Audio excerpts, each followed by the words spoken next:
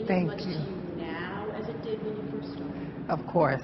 You know, it feels like it gets harder, and you become more nervous and more aware of every little detail because I have more information. Before, I was so thrilled just to have a song on the radio, and now it feels like, you know, the pressure and the expectations that you have to meet. But honestly, this album was such a labor of love, and I really wanted to make a great body of work and a great classic album, and I focused more on the music from beginning to end, and I really wanted to get the critical acclaim.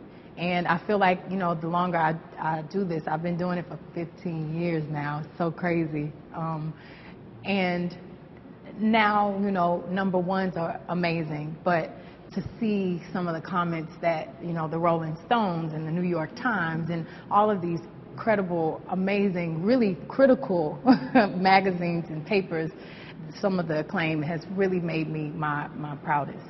I'm going to go out on a limb here, and I'm going to predict that you get nominated for Album of the Year for the Grammys this year. Oh my God, thank you. I hope you're right. Trust me, I pray you're right.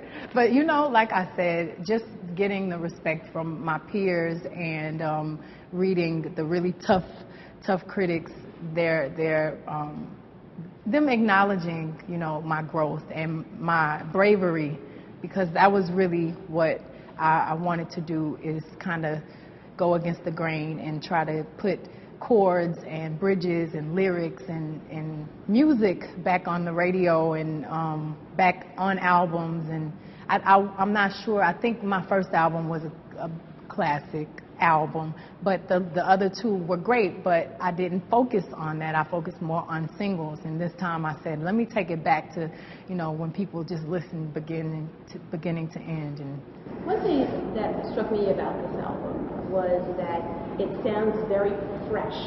Every time you put out an album, actually, it sounds fresh. And I wanted to know, from my perspective, that seems to play a lot into your consistency and why, although you're not even 30, you've had a long career. Is this by design, or is this something that's by impulse?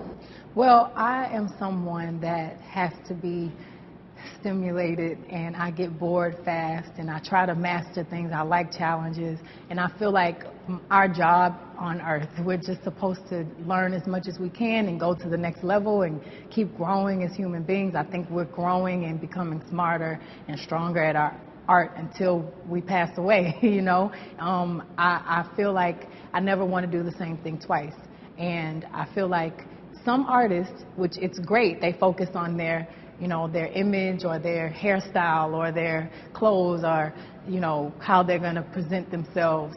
I'll focus more on how my voice is going to change and how my music is going to evolve. And I feel that that's a lot more important for me, that you can hear my growth vocally. And I really focused on showing my range and the strength in my vocal ability. And just from editing my DVD, I learned that it was a different approach when I'm live on the stage and I'm in the studio. So I said, let me just sing these songs like I do when I have an audience in the studio. So it's a lot more gut and a lot more raw and more strength and grit and nerve and more fearlessness, because it's something that happens when I have those stilettos and that outfit and the lights are on and the crowd is screaming. So I approached the studio more from a live, my live persona.